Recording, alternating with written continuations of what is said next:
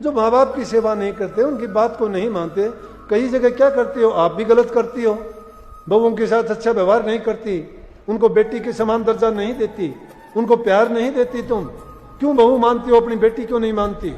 उनसे क्या छिपा के रखती हो?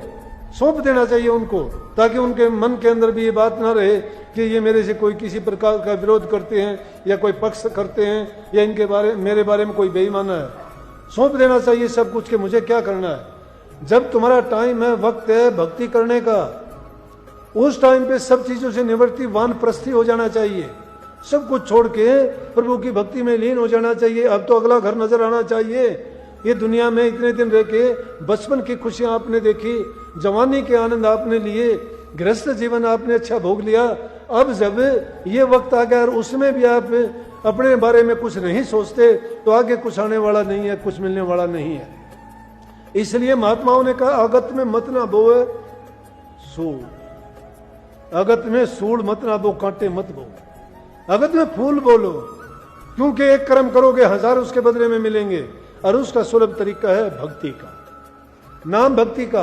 कहीं बाहर जाने की जरूरत नहीं, अपने काम करते रहो, घर में प्रेम से, शांति से सारे काम करो जो तुम्हारी जिम्मेवारी है, उनको निभाते हुए।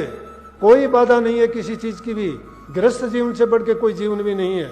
अकेला अगर कोई जाके कहेगा भक्ति, उसके मन के अंदर कामनाएं जिंदा रहेंगी, और वो कामनाएं उसके मन में जब तक जिंदा हैं, उसको भक्ति नहीं करने देंगे। गृहस्थ के अंदर रहते हुए उसकी सभी कामनाएं पूरी हो जाती हैं, और जब उसकी कामना बाकी नहीं रहती है, तो फिर उसकी किसी चीज की लालसा नहीं है। लालसा अगर उसके दिल में रहती है, फिर वो भक्ति में खरा नहीं उतरता। जितने भी संत हुए हैं, बड़े से बड़े संत सब गृहस्थ में हुए हैं। दादू, पलटू, कबीर, नानक, जितने भी देखोगे, स्वामी जी महाराज तक, जितने भी संत हुए हैं सब गृहस्थ में हुए हैं।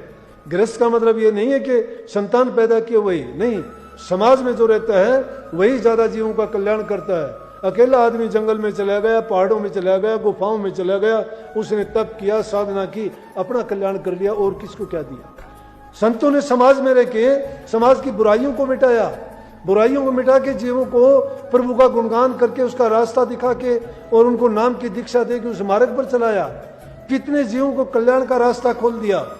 लेकिन वो मिलने के बाद में भी वो जीव अभागे हैं कि प्रभु की भक्ति नहीं करते।